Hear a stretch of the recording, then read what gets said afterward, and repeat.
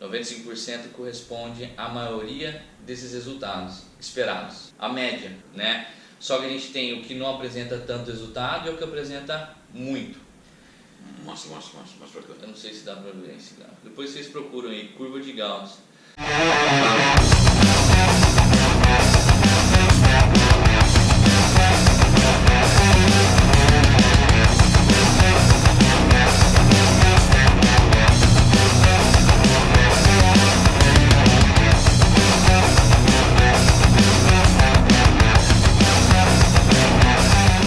Na verdade, pessoal, vamos atualizar vocês aí. A gente está aqui na Itália, na Cetina, para o Campeonato Mundial da NABA, que vai acontecer sábado. Hoje eu acho que é quarta, eu tô meio fora de esquadra aí. E agora, bem de manhã, eu e o Sardinha tomamos um café e começamos a conversar sobre várias situações no mundo dos esportes, não só no bodybuilding, né? E me veio à tona a questão da curva de Gauss, porque fiz veterinária, tal, fiz mestrado, e a curva de Gauss, ela mostrava muito assim, ó, a maioria das pessoas que se encontram mais concentradas no meio do gráfico. Mostra o jeito que você me mostrou. Por exemplo, mas aqui eu não vou conseguir mostrar pra eles. Não, eu entendi direitinho, né? Então, por exemplo, você pega um eixo aqui horizontal, imagina que aqui, vamos falar de zero de resultado e 100 de resultado, muito resultado.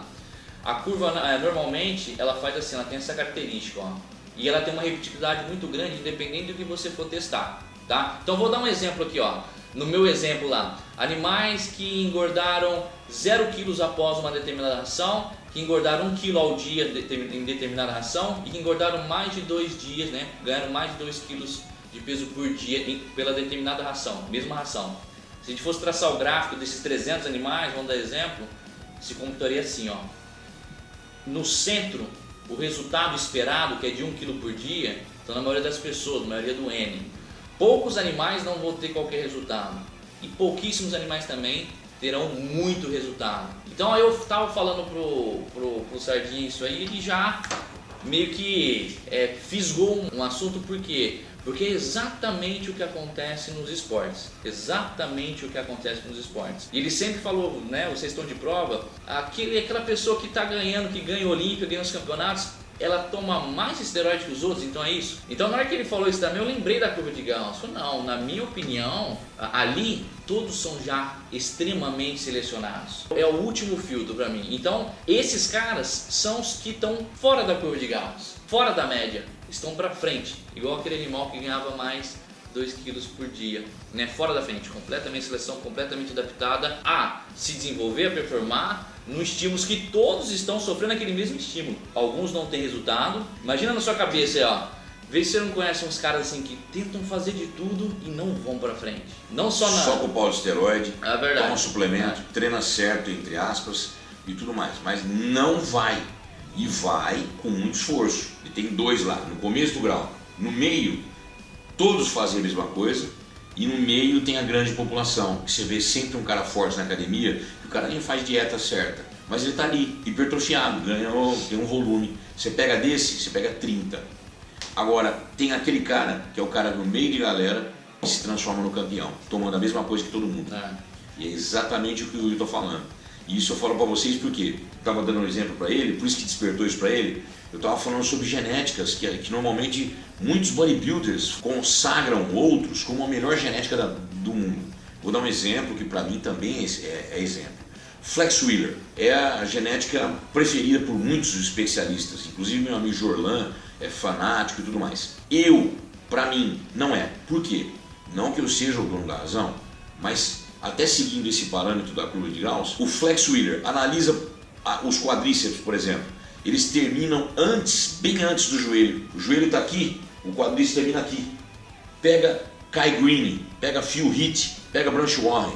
O quadríceps vai lá perto do joelho. Ou seja, pelo formato muscular, também ser longilíneo e volumoso é mais difícil e significa que ele está nesse ponto aqui. Ó. O Flex está aqui? Tá, mas com certeza o Kai Greene e o Phil Heath estão mais para frente ainda. Por quê? Porque todos vão tomar a mesma coisa, todos vão fazer, todos são ali do esforço, todos tomam suplemento, todos comem, todos treinam forte, todos eles têm hiperplasia, todos eles, isso também é explicado em hiperplasia pelo José Maria Santarém. Por quê? Tem alguns que tem o grande volume muscular e tem outros que tem hiperplasia celular muscular, né? Hiperplasia, que é a duplicação das células musculares, também foi diagnosticado, até por mitose celular ou por corte transversal, foi provado cientificamente. Tá, mesmo que você não acredite nisso, tá tudo certo. Por que tem um cara diferenciado? Porque a curva de Gauss é exatamente o cara que está fora dela, o cara está no 100%. Ronnie Coleman, como é que se explica? 1,78 m, 2,8% de gordura, 3% no máximo, por exemplo, em 2003, 98, que foram os anos mais definidos dele, e 134 quilos em cima do palco. Quando eu falava para todo mundo, Big Ramy, é o maior cara, todo mundo falando, é o maior cara, pousou com 320. Não é. Eu falava para todo mundo, a hora que ele definir para ficar com a mesma qualidade muscular do Coleman, ele não vai pesar igual. O que aconteceu?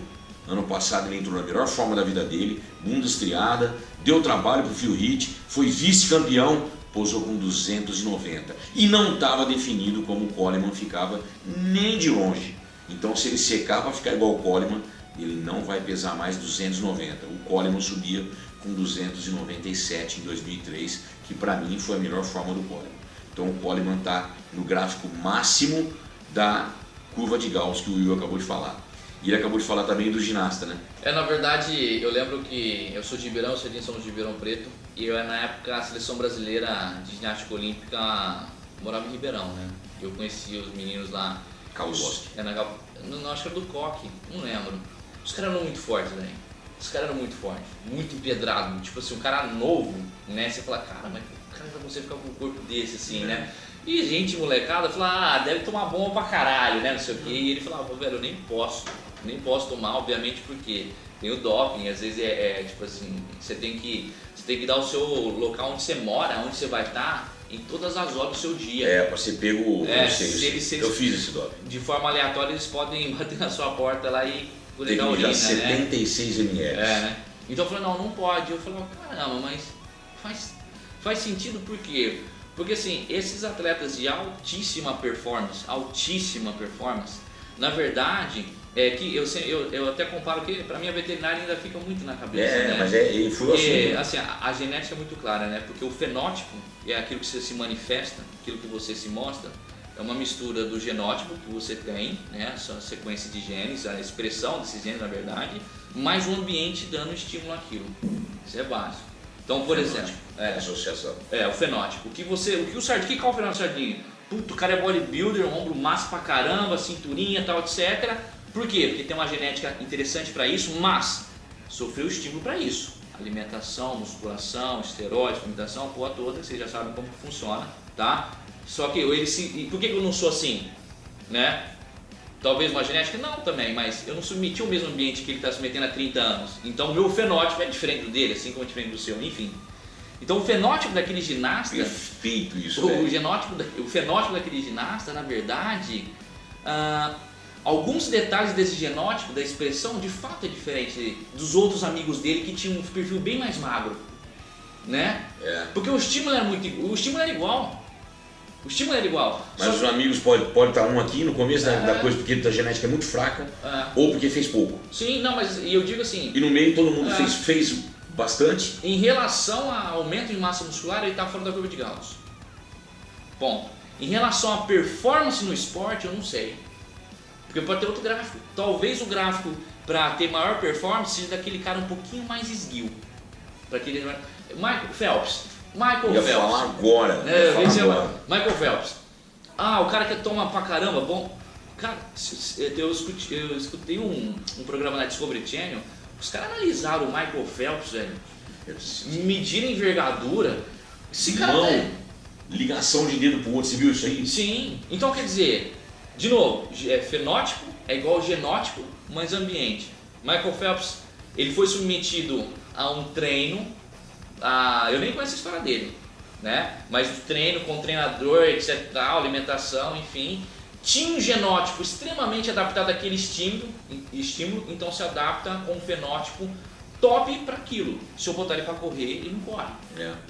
Simples assim. E o Usain Bolt tem a mesma estrutura óssea. Com aquele estímulo, uma seleção Só para que o aquilo. fenótipo diferente. O fenótipo diferente. Então assim, a máxima expressão do fenótipo, ela se manifesta quando? Quando você tem um genótipo adaptado para aquilo, mas com o estímulo certo. Eu lembro que na veterinária a gente tinha genéticas impecáveis para leite. Holandês, impecável para leite. Só que você colocava no Brasil Sudeste e não dava. Por quê? Ele está em outro ambiente. Então ele tem um genótipo. Então que adianta você ter uma alta genética num ambiente desfavorável e não expressa o fenótipo. Olha só o que ele está falando. Isso é maravilhoso também. É o seguinte: imagina você sendo um campeão, treinando num lugar, num ambiente que não tem nenhum campeão do lado, só tem perdedores, treinando com revista do lado e fazendo movimentos ridículos e fazendo invenções babacas de fitness, e você sendo um bodybuilder. Isso você vai ter um ambiente não unidirecional para aquilo, então você tem uma menos probabilidade, você tem mais probabilidade de ficar na curva de Gauss. Na mediana de todo fora, mundo. Na mediana de todo mundo. Então você treinando num outro ambiente também deve influenciar nisso. Com certeza, porque na verdade muitas pessoas falam, né, até puxando pro esporte, hein? Eu não tenho a genética. Pô, mas será que você está no ambiente certo? Essa é a pergunta.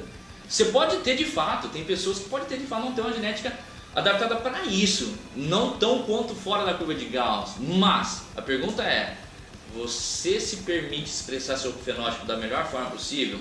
Você está no melhor ambiente?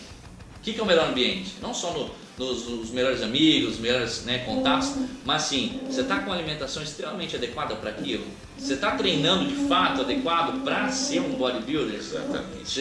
Então quer dizer, não tem como de repente você todo animal, humano, você não expressa o seu melhor fenótipo se você não estiver no seu ambiente mais favorável para aquilo. A vaca de leite não vai dar muito leite se ela não tiver no ambiente mais favorável para ela. Simples assim. Eu pego um gado holandês, europeu e coloco no Brasil e não dá leite, velho. Porque não tá no ambiente. Agora eu ponho ele para lá, a vaca dá muito leite. Por quê? Uma genética muito adaptada a converter diversos tipos de alimento, quer dizer, toda a ração dela. Clima, alimento, tudo. Só que assim, o clima permite aquilo. O mundo do esporte, na verdade, a gente costuma olhar muito para quem está fora da curva de Gauss. Mas, se a gente for analisar ele já tem aquele genótipo adaptado para aquele tipo de estímulo, entendeu? Não é porque toma mais, não é porque é sortudo, entendeu? Então a gente está acostumado, por exemplo, no Neymar da vida, né? O cara joga muito, e o cara tá fora da curva de Gauss, então ele merece tudo que ele tem e pronto, acabou, né?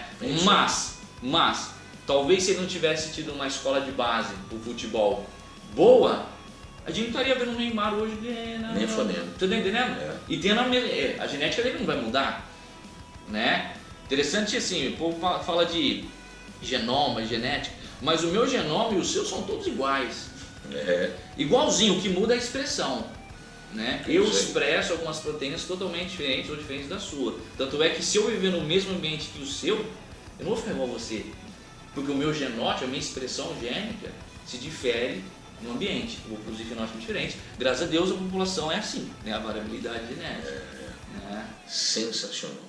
Então pro mundo dos esportes que vale, principalmente no bodybuilding. Então quando você vê uma line, né? Você vê uma line ali no Olímpia, o que são aqueles caras? Os caras de fora da curva de Gauss. A seleção da seleção da seleção. Da seleção da seleção da seleção.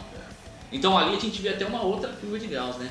Onde a média são os caras já muito mais selecionados. E quanto mais você seleciona, isso é verdade, quanto mais você seleciona, mais baixa é a curva de Gauss. Porque você não vai ter tantos. E o cara que está na ponta ali, vamos supor, o fio, a distância entre a média de um line desse, já pré-selecionado, e o fio é pequena. Por isso que o juiz fica puto, louco, o prazer em julgar. E por isso que eu concordo, mais uma vez, o Will também concorda comigo, que ainda o item de proporções e shape tem que ser prioritário para um campeonato de musculação e na arbitragem. Por quê? Porque é a ponta da curva de Gauss vai se deteriorando quando entra na estrutura óssea, quando entra no formato muscular. Vou dar um exemplo: o cara com a perna atarracada, muito bom de físico, seco pra caralho, gigantesco, perna curta. ele tem que perder para um outro que tem estrutura óssea com a perna longilínea, ou que pelo menos aos olhos é mais agradável, porque isso não é subjetivo, significa equilíbrio de estrutura óssea, isso é ser humano, nós estamos julgando o físico, o físico não é só o músculo, o físico é o osso também. Até porque, por exemplo, nesse exemplo que o Serginho está falando, vamos usar o Phelps bodybuilder. O fenótipo do Phelps, tá? Ele se adapta de tal forma que ele consegue ser o recordista no esporte dele. Para o bodybuilder, o fenótipo desse cara, ou seja, dele ser as inserções no lugar certo, etc e tal, faz ele se mostrar um físico mais simétrico e harmônico, que vai ter a vantagem na hora do julgamento. Você está entendendo? Então o fato do cara ser seco e volumoso são uma, na verdade, das características favoráveis para ser um campeão. Mas muito se leva em conta o que? As proporções de simetria, porque aos olhos ali de fato, né? O peso, muitas vezes o Sardinha sobe com o peso do lado do oponente dele até menor, mas você bate o olho e você fala, o Sardinha está com uns 10 kg a mais. Porque aos olhos a impressão com uma cintura fina, cintura escapular mais avantajada, quadríceps saltando, é muito mais vantagem para esse tipo de fenótipo saltar os olhos dos árbitros, porque aquela harmonia se mostra muito mais fácil ali. Ninguém tem balança, todo mundo sobe na balança aí, não, é os olhos. Que é o que a gente fala às vezes, a gente classifica isso de ecto, meso e endo, morfo. Eu sou mesomorfo, puro. Até que ponto isso é verdade? É muito difícil, hein? Muito difícil classificar. Muito difícil classificar. Por isso eu não concordo muito a gente classificar isso. Eu fiz vídeos disso, né? Nós temos vídeo de ecto, meso e endo. Mas para você classificar, principalmente no caso de largura de cintura e quantidade de gordura que normalmente tem, porque está ligado com o metabolismo. E o ecto come quantos caras que você conhece que come igual um porco e não aumenta nem 2 quilos. Mas esse cara normalmente ele está fazendo a perda da saúde dele em detrimento do volume. Ou seja, ele pensa que tudo que ele vai comer vai para dentro do músculo, mas não vai. Então ele come de besteira e vai mais para fora do que para dentro. Aí estraga a pele, estraga um monte de coisa. E o outro cara que come limpo e às vezes tem a genética fora da curva de Gauss, por exemplo, ele vai continuar sendo super desenvolvido, vai continuar com o físico bonito e vai tomar menos do que o outro. Vai comer até menos que o outro também, mas vai ser destacado. Ou seja, resumo da ópera, se você está em qualquer esporte, a premissa aqui é o seguinte, você está no ambiente certo para falar se você vai bem nesse esporte ou não? Então às vezes a pessoa se desanima demais, né? Cara, não é isso, talvez você não esteja no melhor ambiente para expressar o seu melhor fenótipo. Exatamente. Beleza? Perfeito. Então da veterinária ao bodybuilding, aprendizado para vocês. Valeu, Wilson. Valeu demais. Essa foi demais.